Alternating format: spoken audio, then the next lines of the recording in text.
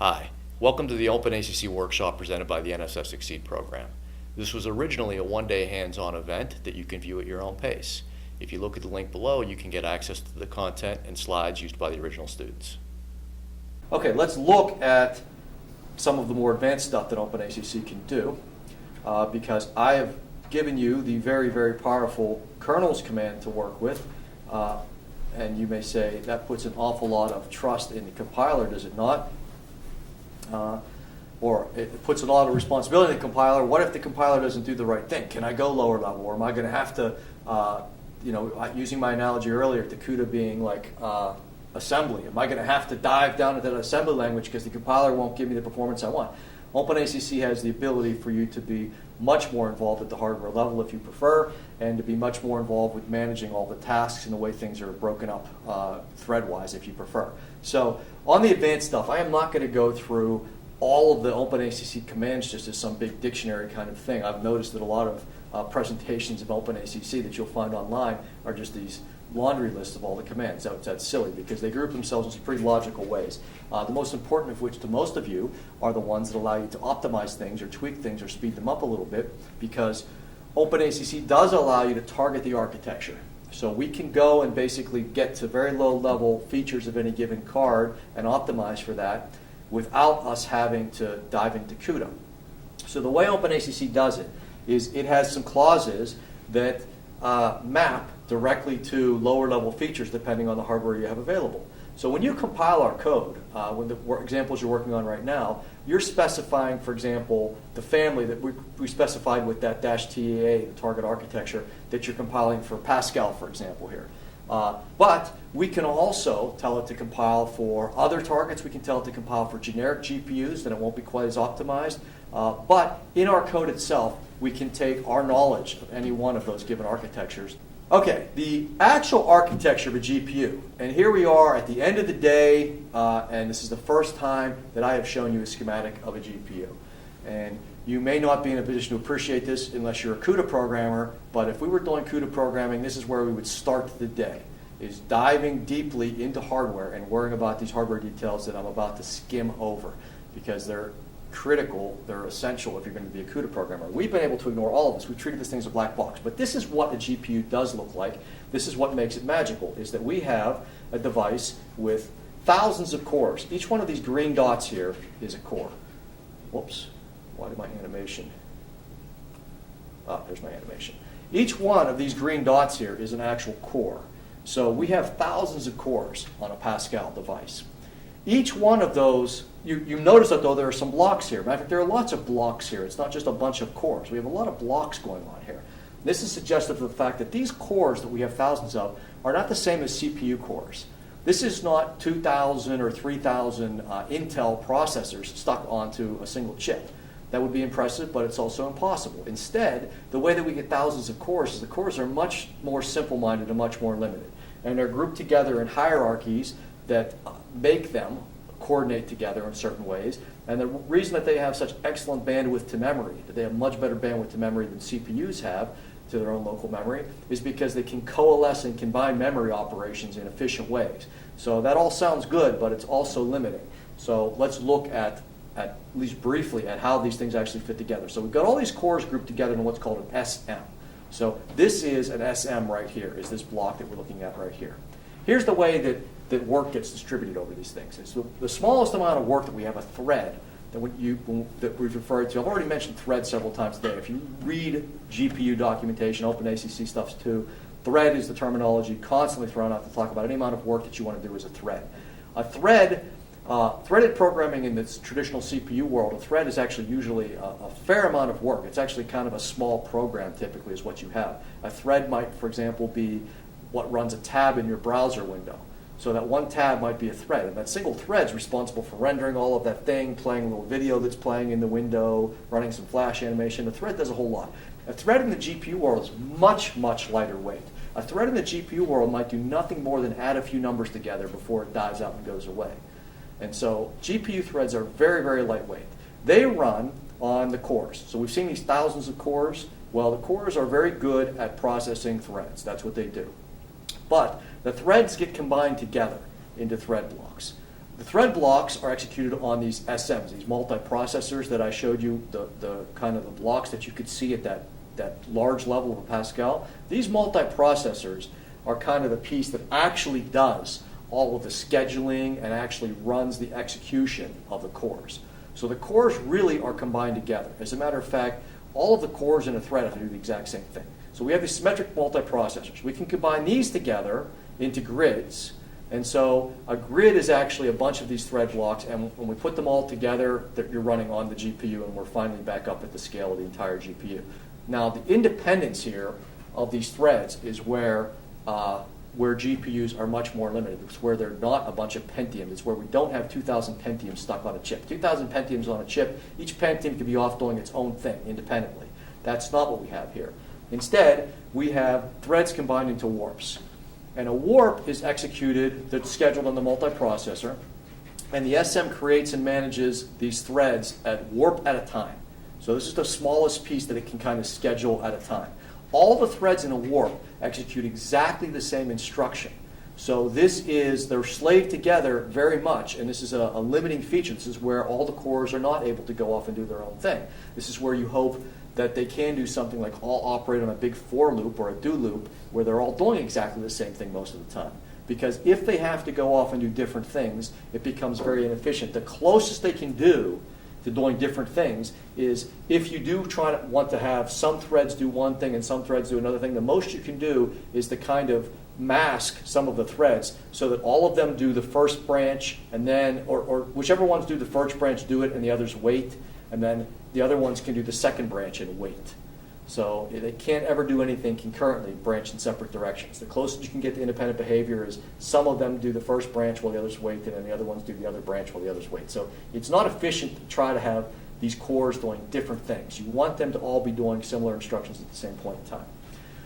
One of the ways that they win, though, is that all the warps can take all of their memory addresses, and even if they're doing small addresses in memory, they can combine them together and access memory in a very wide fashion, a high bandwidth fashion, which is a huge win. Again, that's why the bandwidth of these things is fantastic compared to GPUs. Currently, all the GPUs out use a warp size of 32. So that's the size of these things. So there's a lot of interdependence. There's a hierarchy here, and there's a lot of interdependence between the way things are scheduled. And this stuff changes from one generation to the next. So here's a chart that gives you some clue about from generations of Fermi to Kepler to Maxwell to Pascal now, of the way that these things are divided up and broken up. And you can see it changes rapidly. This has major effects on performance. And as a CUDA programmer, you've got to deal with this. As a CUDA this is where those mystery constants in that CUDA sample that I showed you of running a Sax Appeal loop, those mystery constants that bubbled up in there, this is where they come from.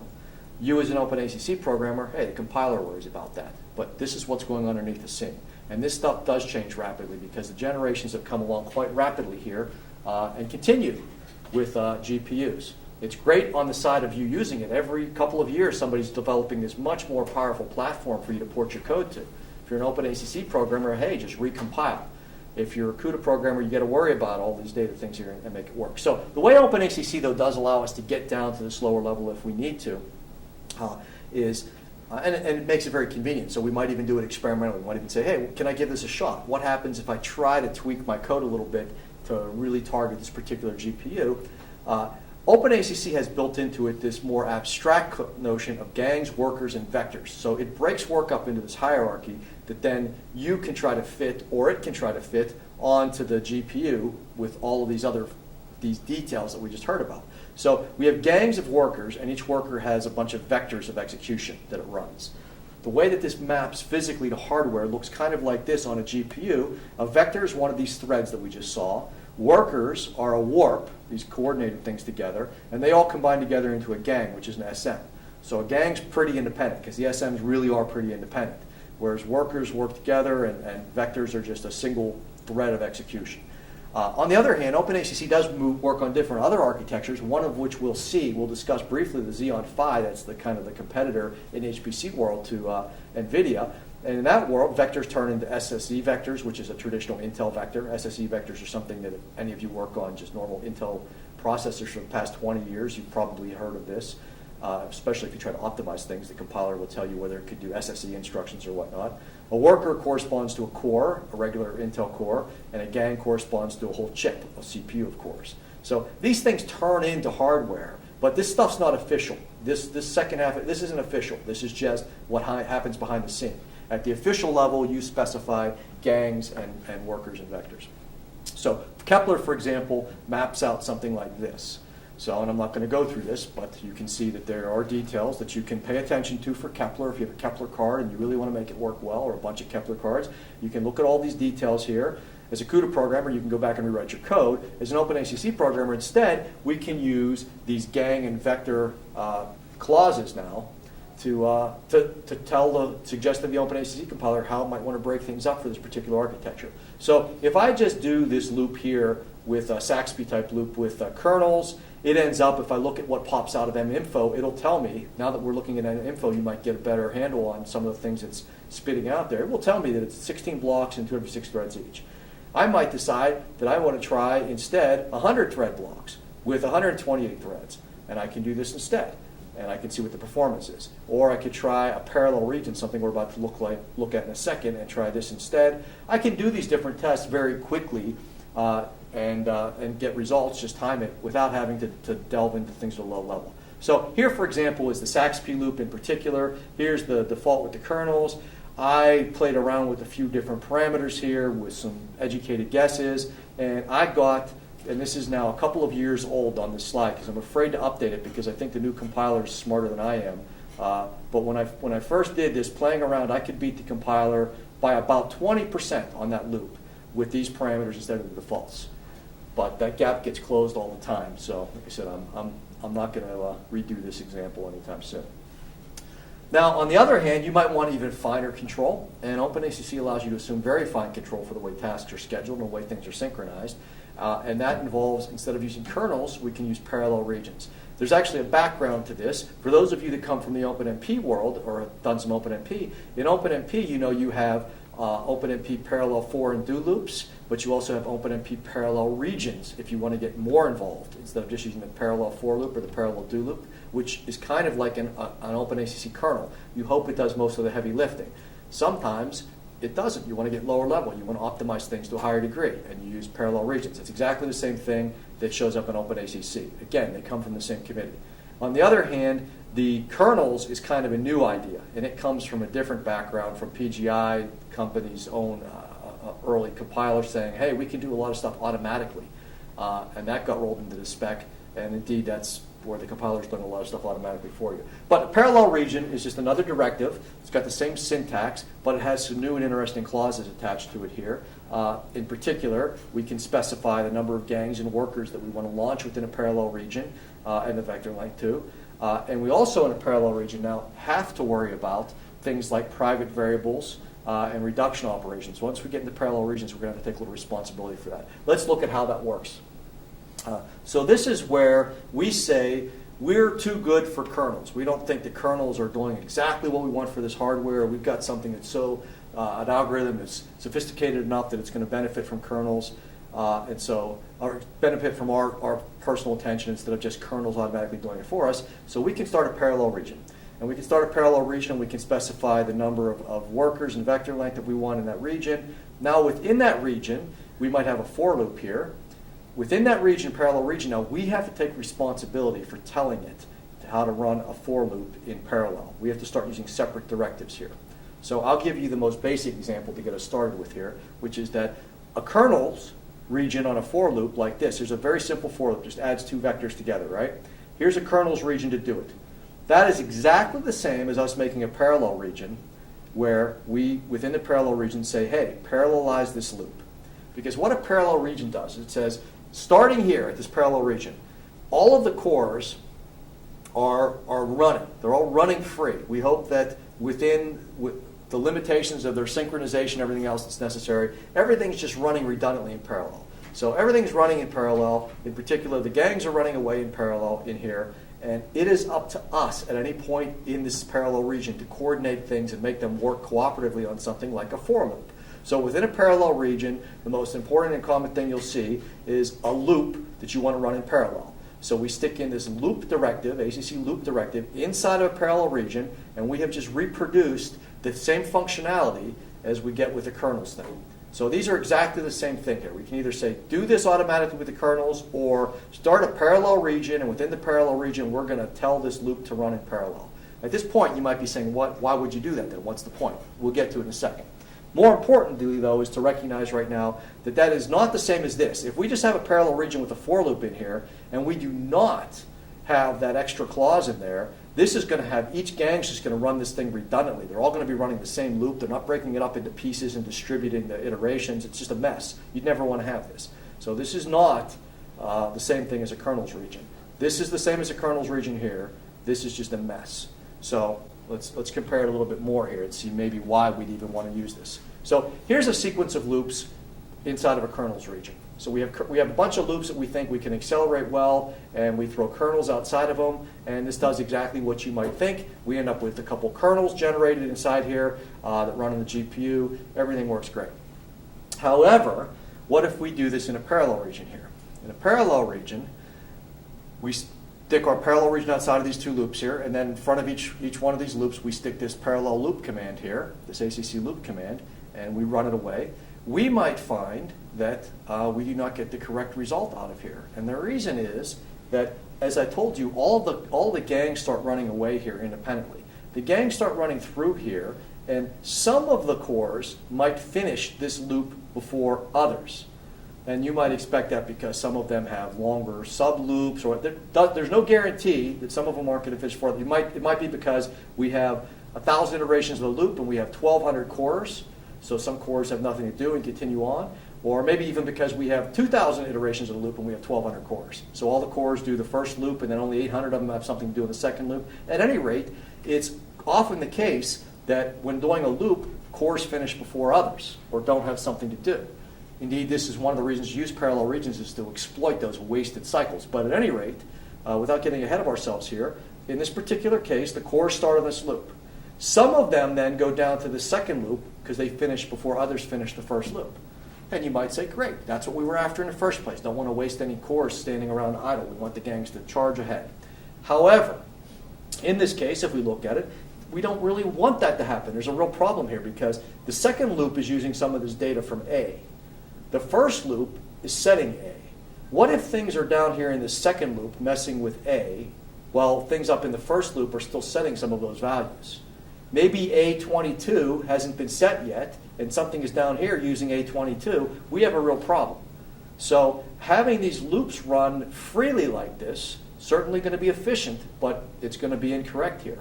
So the whole reason we use parallel regions is because we want that efficiency. We want the no wasted cycles. Run ahead and do things whenever the cores are free. But we can see it comes with complexity. So what we want to do is take responsibility for that complexity now. If we're going to bother with this kind of optimization, then we've got to have to worry about synchronizing things. Fortunately, it's very simple and straightforward with CUDA. It gives us some very nice commands to do that. So what we can say here on this first loop here, for example, we can say, do this loop, but by the way, you're going to be synchronized. You're in a synchronous loop, and you're in a queue. We have a bunch of different queues. We'll see it's useful to have different queues because some things depend on other things, and we can separate them out by having different queue numbers. We have up to 16 queues available to us to use. So we're saying, do your thing asynchronously, and by the way, you're in queue 1.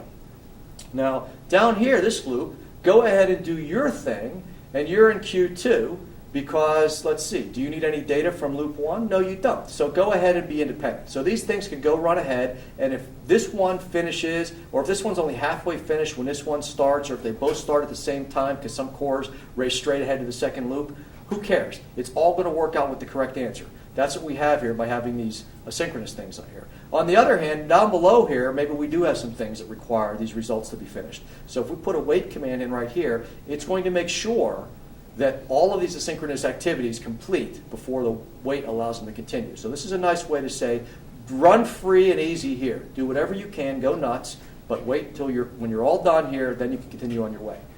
Okay, let's look at a case where our dependencies are a little bit clearer between each thing and maybe a little bit more complicated. In this case here, we have a loop where we're using, we want to calculate it, we want things to run as quickly as possible. When they're done, we want to continue on.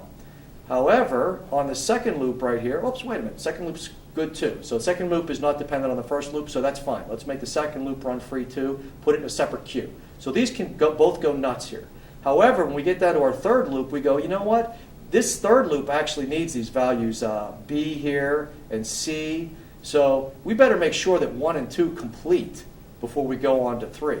Very easy. We can have a synchronous here that says this is the same queue as 1, so don't get ahead of 1. Oh, and by the way, wait for 2 as well. So this makes sure that things wait for these first 2 to complete. But these things can jump right down ahead here and jump onto here and be ready to go here as soon as 2 is done. So we can manage our dependency. Question? Excuse me. Yes. Yes.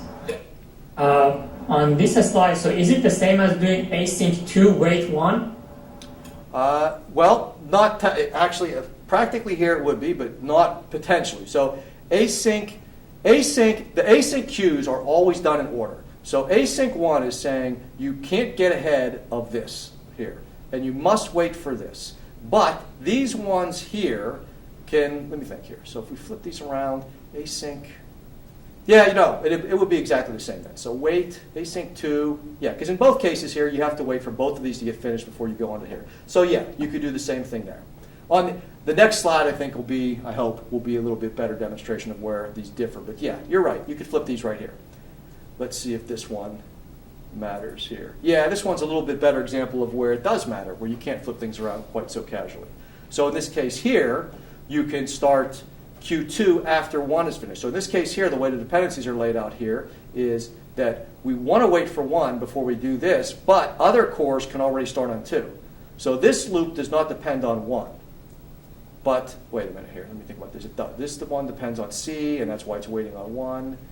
This one here finally gets a little more interesting. So this one here only needs to wait for 1, but doesn't need to wait on 2. Okay, yeah, so this one here is a little bit more interesting in the sense that this loop here doesn't need C, but it does need B to be complete. It needs, what does it need from 1 here? It needs, it uses B and A. So we don't want this one changing B while this one's still working on it. So yeah, so the way we want this one to work here is these 2 can complete in any order, and 1 can get ahead of the other, and we don't want any wasted cycles. But then this one messes with B, so we don't want it doing anything until this loop is done. And it also uses B, so yeah. But 3, this one can charge ahead here. So yeah. So the point being here that we can accommodate any dependencies that we have here with these asynchronous clauses and make sure that any cores that are free and finish a loop early can charge ahead.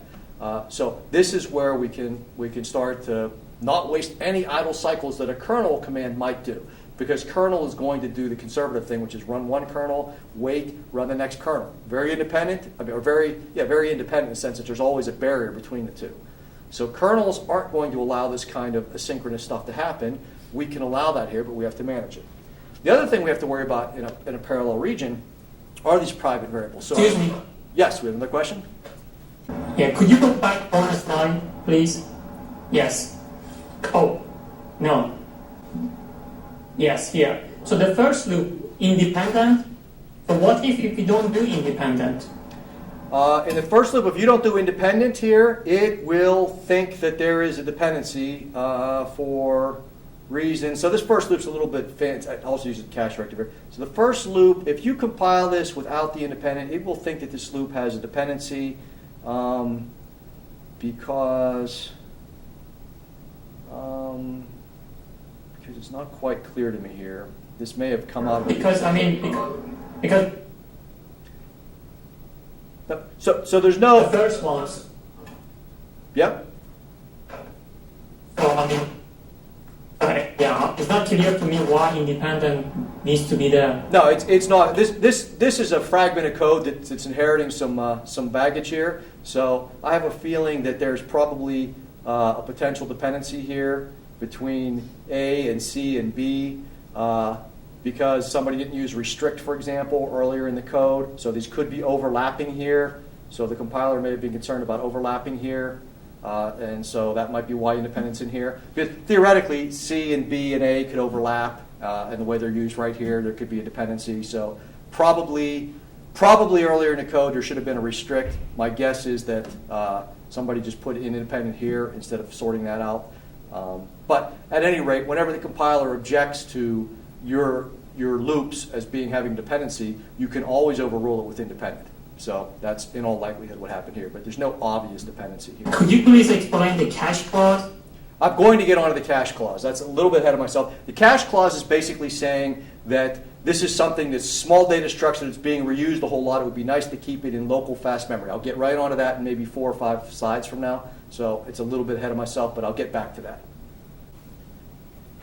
It is a useful thing. It shows up a lot in code, so you want to know what it is.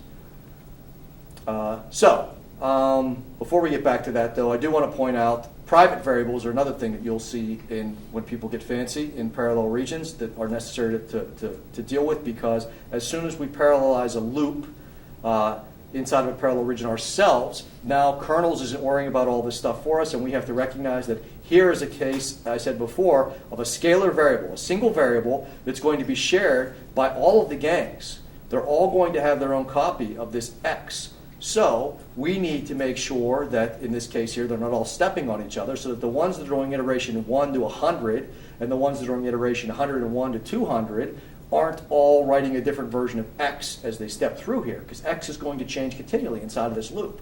So we need to make it private. Now, on the other hand, in this loop, we also have another thing that needs to be private, which is sum, because this is something that all of the cores are accessing at the same time and updating at the same time too. That's what they're doing. They're calculating the sum. The difference is sum is needed outside of the loop. It's what we're actually calculating here. So sum had best come out of the loop at the reasonable value, so we do a reduction on sum. A sum reduction on sum. So that's a bad variable name there because it's a sum reduction and it's on sum. So we're doing a private variable for x and a reduction on sum. So when you're in parallel regions and you have loops like this, you have to take responsibility now for recognizing when you should have a reduction or a private variable. So the loop clauses that you will see because of that are private and reduction, gang worker vectors, which we saw to specify it. Sometimes it's important to say something is sequential. Don't parallelize this loop. Some things just absolutely should be sequential. And other times it's important, as we just saw, to say something's independent. So overrule any suspicions you have. So kernels versus parallel. To sum up what is can be a subtle topic here, kernels are great because the compiler just auto-parallelizes everything for you. It does it. However, you might think your compiler is bad at parallelization and you can do a better job than it does by using a parallel region. They are best with nice loops that don't have a lot of complexity in there, especially procedure calls that are stuck in the loop. On the other hand, what if you do have procedure calls inside of a parallel region and things that kernels will object to and say, I can't see my way through this? You have control about that. So this one construct around a lot of loops can create multiple device kernels. So we saw that we had a couple of for loops back to back, stuck a kernels in front of them. It will make a couple of kernels. On the other hand, you might not want that because each one of them has to start up on the GPU separately and we'll have these barriers in between them. Instead, we might want all the cores to just keep charging ahead, working as fast as they can asynchronously. In that case, parallel regions allows us to take charge of that as much as responsibility of that. This is much more similar to OpenMP. So for those of you that are experienced OpenMP programmers, this kind of responsibility is familiar to you. But as to which one is best, I will defer to Michael Wolfe, who I don't know if I credit on his slide or not. He's a PGI compiler writer. He's been working with this stuff longer than anybody, and he's responsible for implementing more of this stuff more than anybody with OpenMP, with OpenACC, with all kinds of stuff. Incredibly knowledgeable guy. And his attitude as the compiler writer is basically the history shows that over time compilers have gotten much better at managing this kind of stuff without any efficiency penalty. So use kernels as much as you can. And if you're paranoid, go and check and see what your performance improvements look like. And if you think that there's a whole lot of idle cycles or something going on, what your performance profiler will tell you, then you can go back and tweak it. But history tends to favor kernels becoming more and more useful as time goes on, and parallel is becoming less and less necessary. Okay, data management. We already have used the data region with copy in and copy out and whatnot, and we saw update. But there are also a couple of other ones which between them make it so you should never be fighting data movement. There should always be, the data should be wherever you want it to be without you having to change your code around. So we have declare create, we can actually just say, hey, these are GPU variables and host variables, but I'm going to manage them all with updates. So don't worry about regions for me. You can just somewhere in an initialization routine and a shutdown routine, say, hey, or just initialization routine. I'm declaring these variables as GPU variables, but I'm going to take responsibility for moving them around. There's no region per se where they automatically get moved onto or off of the device. You can say these things are just on the GPU. They're only accessible in a compute region, so don't even worry about them otherwise. We can use pointers as well. We can declare things are pointers for data that needs to be copied around, so we don't need to manage the data itself as much as say, here's a pointer to something. More useful to many of you will be the enter data and exit data regions, which are like copy in, except they don't work around a structured block of code. Instead, somewhere in an initialization routine, you can say, enter data. Put all this data on the GPU. And exit data says, bring this data back from the GPU, but it's not a region of code. It's just basically a line of code. And if in between somewhere you need to mess with stuff, you can always update as well. But these are nice ways to organize your data. So you shouldn't find yourself ever rearranging your code so you can fit things in a data region, because that's where the data needs to move on to or off of the GPU. No, data regions just happen to be the friendliest way for me to introduce you to the topic, and they worked well with our example problem.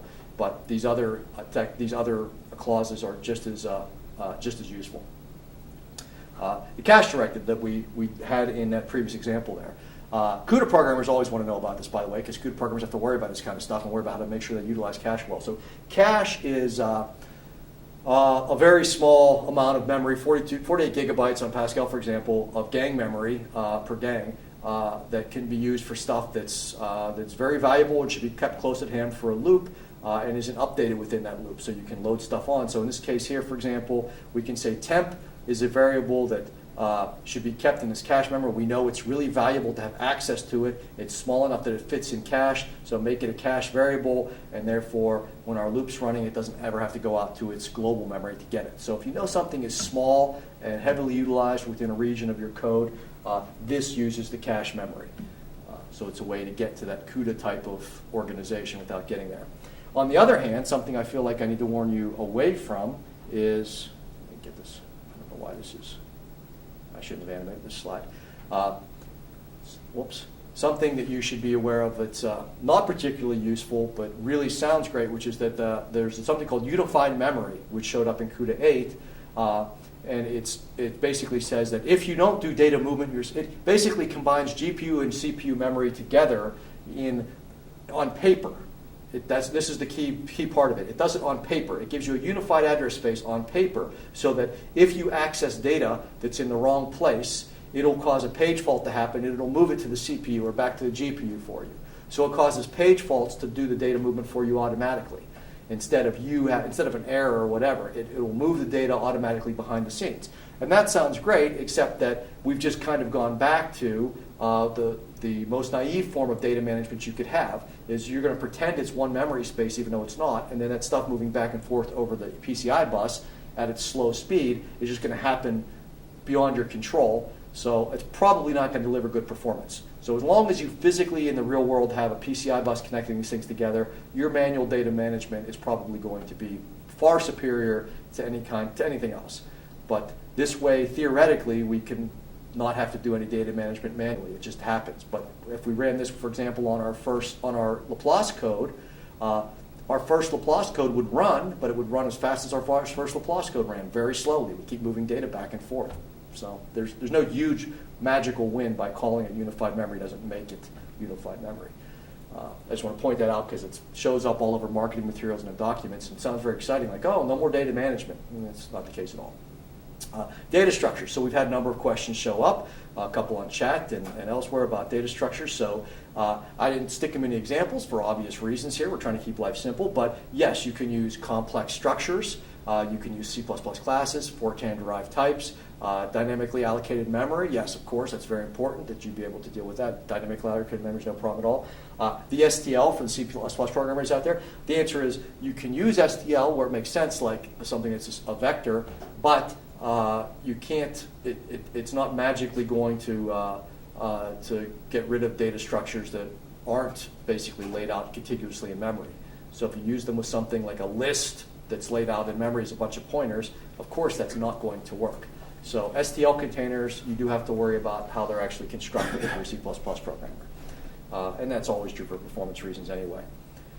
Pointer-based structures. So if you've got pointer-based structures, that also, for reasons that I hope are obvious to you as a serial programmer, you can't move those back and forth. So if you have a structure that's got a bunch of pointers embedded in it, and you move that over to the GPU, those pointers, which point to memory addresses, don't have any meaning on the GPU. So if you have a data structure that's based on pointers, and you want to move it to the GPU, you're probably going to have to do your own deep copy and copy all the actual data over yourself. You can't just copy a bunch of pointers and think that they still mean something on the GPU. Again, I hope that makes sense, everybody. Let me quickly talk about stuff that the 2.0 and 2.5 spec brought to the table, things that you didn't know were missing since you're just new to this, but were. It has greatly relaxed some of the restrictions on things like procedure calls and nested parallelism. By the way, the full spec is very, very straightforward and easy to read, and it's out there at openacc.org, so feel free to grab it. So procedure calls used to be very limited. Now you can have procedure calls that from anywhere to anywhere, basically. However, because of this hierarchy that we have, whether you see it or whether it's hidden behind the scenes, of gangs, workers, vectors, the way things are organized physically in hardware on the GPU, you can't have some lower level routine calling gangs. It doesn't make any sense. So you have to let the ACC compiler know that a subroutine is actually a worker subroutine here. In this case, something called solver here. We say this is actually a worker subroutine, and it's a worker subroutine. This is worker level, and therefore it can get called from this higher level thing here. So if you want to have subroutines going on, you need to let the compiler know that this is a gang that's calling a worker. That makes sense as opposed to the inverse. Nested parallelism is kind of the same idea, same thing. I won't dwell on a whole lot. The idea of having a single thread on the device launch parallelism from its thread, it sounds really good and everything, except that it doesn't make any sense to have threads. You have thousands of threads. You can't have thousands of threads calling thousands of other subroutines. That wouldn't make any sense. So the way it actually works here is that you want to make sure that if you have something on the CPU running in parallel, it's at the gang level, and it's calling a routine here that's actually doing a substantial amount of work. It's not threads calling other threads, which is the way that it could be presented as they've relaxed they relaxed the ability to call subroutines from within OpenACC. So at any rate, it's common sense kind of stuff if you understand that there is, on the GPU level, there is this hierarchy. You've got gangs, workers, threads. And if you write your code based around that, everything will work fine. Device-specific tuning, this is an important thing. I'm whipping through this stuff quickly because I just want to expose you to it. I don't want to go into great detail here, for many of you will never use these particular features. But you should be aware that they exist so that you don't overlook them if the need does come across your path. Device-specific tuning, we have the ability to take these gangs and workers optimizations that we've played around with, and we found a really good optimization for a particular card, for example. And we have another hardware device, and we found out that we can get some optimization if we use these parameters. There's a very friendly way to embed that in your code without having to do a lot of if-defs. The traditional way to do this kind of stuff in code is just taking if-def statements everywhere. If-def, I'm on NVIDIA, then here's a bunch of parameters. Instead, you can specify the stuff in a cleaner way within your code by saying device type NVIDIA, and then the parameters that affect optimization on NVIDIA. Device type Radeon, here's the parameters you want to use there. So you have the ability to stick that stuff in nicely. First thing that comes across the mind of anybody that knows how to do OpenMP and or OpenMPI is how do I mix and match these things together. The good news is that these things work really, really well. They're designed, all three specs are designed by people that are very aware of the needs and requirements and utility of the other specs.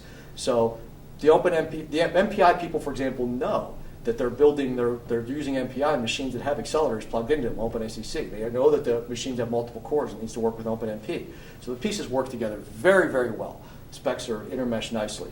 So if you have multiple devices and multiple threads, you're running multiple OpenMP threads, and you've got multiple cards plugged in to the machine, and multiple cards is common. Bridges, for example, we have 2 Pascal devices on the Pascal nodes, and we have 4 K80s, Kepler devices, on our K80 nodes. So we have multiple cards in the nodes, and that's a common enough thing. If you have a workstation, hey, you're doing a great job with GPUs, 2 of them in there instead of 1 might be better. If you have multiple devices and multiple threads, it's fairly straightforward to manage it. It makes sense like you would think if you know how to do OpenMP programming. Adding an OpenACC to the mix makes perfect sense. The only problem is you have to manually break your data structures up into several pieces. You'll start to see stuff in your code like this. So here's an example of a copy in where we had to break up these X and Y arrays to spread it out across several cards from several threads. There's a very, very good example of this in the OpenACC Getting Started guide. Something I threw out in the chat channel. I said, hey, this is a good way to deal with complex data structures too, because they have a lot of examples in there. I find it to be friendly. But at any rate, you can certainly use multiple devices for multiple threads. The last thing I'm going to cover here is profiling. Profiling, I've mentioned it many times today, is incredibly useful for serial code, for parallel codes. In the case of tuning this stuff here, the tuner that you get at the shell level just by setting that ACC time environment variable is not actually bad. However, there's a much, much nicer and more sophisticated one at your fingertips if you want it. The NVIDIA ecosystem has a lot of tools. One of them is the visual profiler. So here's the visual profiler applied to a Mandelbrot code that they have. They have an example here. I think here's the example here. This is a code that makes a Mandelbrot image. Here's the profiler. I hear maybe a question out there, maybe not. It's a question, speak up. So here's the Mandelbrot code profile. And if we look at this here, we'll see that it's spending a lot of time doing data transfers here. So these things here are data transfers. And our code still runs fast because there's a lot of CPU work going on, but there's a lot of data transfer time going on here too. If we closely examine these bars off to the side, we can see it's telling us, oh, this is data transfer here. So we've got a lot of data transfer going on here. Well, one thing we can do, if we think about this, and it's a common enough technique, is we can, with the Mandelbrot code, where we've got this big chunk of data, and we transfer it over, and we do our operations on it, and we transfer it back. What if we started working on little chunks of it at a time as we transferred it over? The Mandelbrot set works that way. You can work on any given subset of it. So we send over part of it, and we start working on it. Then while we're sending over the next part, instead of waiting for the whole transfer to complete. So if we break up our transfer in a bunch of small pieces, maybe our communication and our computation can overlap. That's a common technique in parallel programming to get a performance gain. If you've got a lot of communication going on, maybe if you can do some computation while you're waiting for it, you get a win. And that's what we'll try here. So we take this and we block it up into a bunch of pieces. So now we've broken up our transfer into a bunch of pieces, which means, hey, some communication or some computation can happen here. Before, the computation was stalled. Now, we got them overlapped. So we've got computation and communication happening here. Hey, indeed, it shortens our time up. Our profiler is what allowed us to see that and to see how successful we are. So for that particular code, for example, here is it running on 16 cores on a CPU. You parallelize it on a GPU, you can run it about 4 times faster. You break it up into blocks, you can run it even faster. They, in this actual code, if you step through the example, they did an update in there, and then they used some nice async clauses like we've been looking at here, and they got an even better performance improvement. They got it up to about 10 times faster than the OpenMP version here. And they use it with the profiler to give them the feedback to get these numbers. Okay, what have we, question? Does the PGI compiler support OpenACC on ATI cards? Does it support ATI cards? Right now, I believe the answer is no. I almost hate to say that, though. I will have to ask that person asking that question to go and look at the PGI site and check. I think I used to know that, and I'm hesitant now to give an answer. So I don't know. I'm sure it's not hard to find, though. So if you have any problem finding it out there, let me know, and I'll be able to find it in a couple of minutes. But I can't swear one way or another. So some of the things we didn't cover here, let's see. We actually did cover quickly, at least, dynamic arrays and classes and Fortran types. So as I said, these things are all perfectly usable. So don't be, just because I didn't go into all kinds of advanced language features, don't think that OpenACC neglected them. I just didn't have time. There's a lot of environment variables that you can use also to set stuff up, set card features and everything else up. I didn't go into. They're useful in a production sense. There's a lot of macros and conditional compilation stuff that allows you to turn things on and off depending on which version of your code compiling they're neat. Oh, there are API versions. We've used the directives for almost everything here because directives are really neat, and I hope now you appreciate how cleanly they go into your code and how you can turn them on and off. There are also API versions, in other words, subroutine versions of most of these things. So most of these things, if you want to, if you prefer instead of directives, you want to actually write subroutines that turn on and off things, you want to specify copy in this data structure, not as a directive, as a command, there are API versions of them. Hybrid programming, as I said, hybrid programming being defined as using MPI typically, but also maybe OpenMP, works great. Our summer boot camp is, by the way, is built around me living up to that point. At the end of, we do OpenACC, OpenMP, and MPI, and at the end of the week, we combine them all together and we have a competition. So I'm not just guessing that they work great together, they do. I put my money where my mouth is on that one. Last thing I'll cover here before we jump into our last topic today is, should I learn CUDA? It's a common enough question, and the answer is that for most of you today, 5 years ago, the answer would have been, yeah, there's still a lot of utility to it. Now, I'll say for most of you, probably not. For some of you, if you're involved with maintaining libraries and things that are out there and you want to jump in and maintain stuff, yes, it's useful to know, because a lot of the legacy stuff, a lot of the base out there is CUDA, so it's useful to know. But I would say, unless you have a compelling reason, at this point, OpenACC delivers enough efficiency that it doesn't really demand that you dive down to that level to gain efficiency. And I'm saying that as somebody that worships efficiency. Believe me, I never excuse using a $40 million computer poorly because it saved you half a day of programming time to use some high-level approach. No, that's not my philosophy.